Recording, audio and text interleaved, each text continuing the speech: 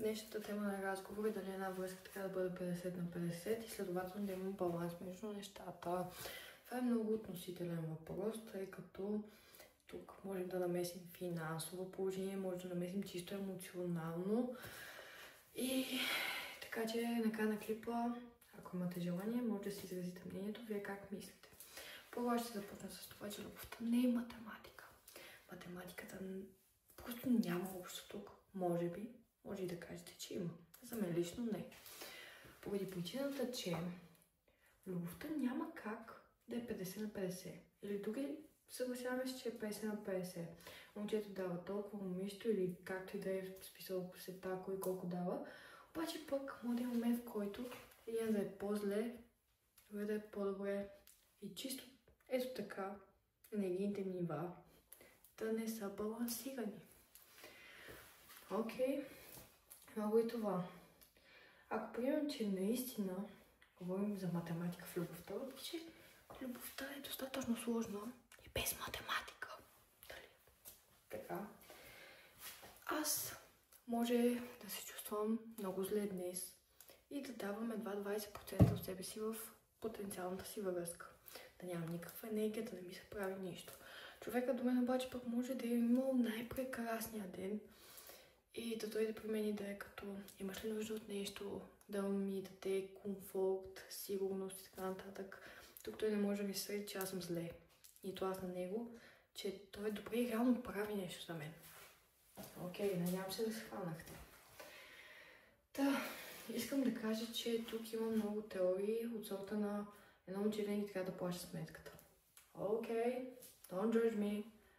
Факт е, мило е момчето да поеме разходите, да плати една сметка, извинявам се, 2 сметки, 3 сметки и така нататък.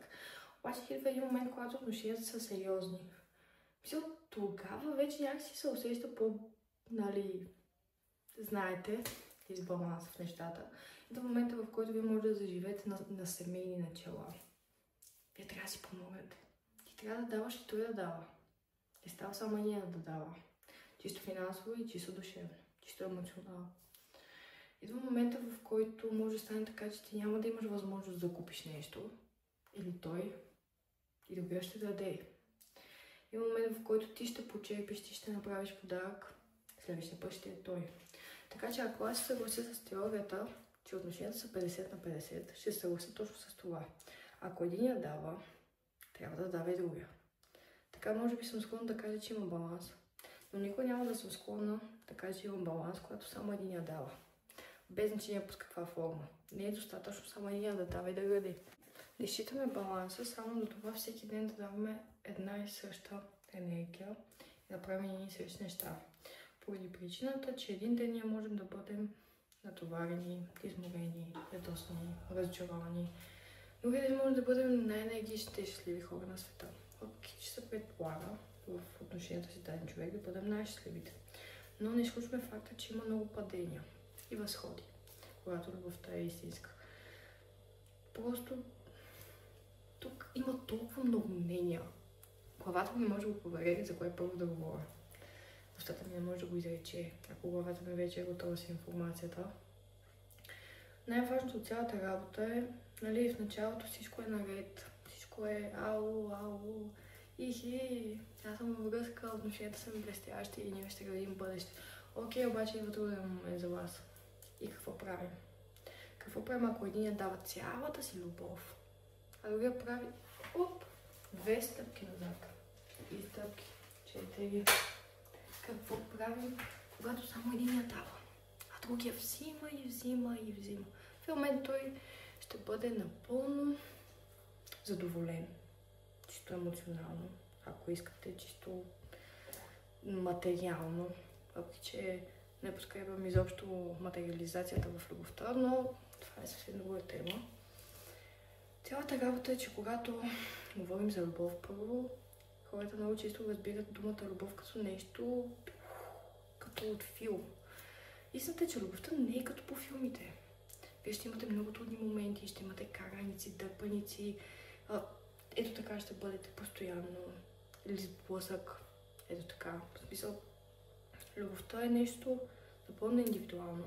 всеки ще го разбере, прочувства и даде и приеме по различен начин. Така че, ако любовта е математика за вас, склонна съм да се съгласа. Само единствено, ако приемем теорията, че любовта е по-трудна от математиката. Нали? Може би този клип звучи малко нелепо, обаче наистина това е тема, за която всеки би имал коренно различно виждане. Така че ако мога да обобщя това цялото нещо, давайте и получавайте, но да е взаимно. Когато се карате, пренебрегнете егото моментално, махнете го, отидете и се извинете. Кажете къде сте сгрешил, кажете, че искате да градите с този човек, застанете за думите и зад избора си. Не изневерявайте на избора си, защото така унижавате първо себе си, после унижавате и човека. Бъдете истински хора. Останете вярни на сърцето си, на разума си. Бъдете хора, бе. Просто хора, не е толкова трудно. Всъщност е трудно, но истинските хора, които го гледате, предполагам, бихте разбрали какво исках да кажа за целият този клип. Така че любовта е най-хубавото нещо, което може да ни се случи. И няма значение дали ще е 50 на 50. Защото понякога ще бъде 30 на 70. Друг път ще бъде 60 на 40. Не е важно всеки ден да бъде 50 на 50. Важно е в дългосрочен план, когато се тегли чертата и се върнете назад към отношенията ви, какви са били, да сте като, окей, имали сме трудни моменти, уви съхранили сме се. Ние победихме над злоба, навист, над всичко негативно. Вие просто сте били над това, смисъл, минали сте го. Просто трябва да има баланс. Днес той ще плати, утре ще платиш ти. Тук говорим за съвсем напреднали отношения, не някакви детски истории. Днес той ще направи подарък, ти ще направиш подарък. Той ще откъсне роза от някаква градинка. Ти ще му направиш кафе вкъщи. И така. Мисля, че се изчерпах. Но все пак искам да чуя вашето мнение. Много благодаря, че останахте до края. Изпращам изключително много целувки и прегръдки. Благодаря за подкрепата. Чао!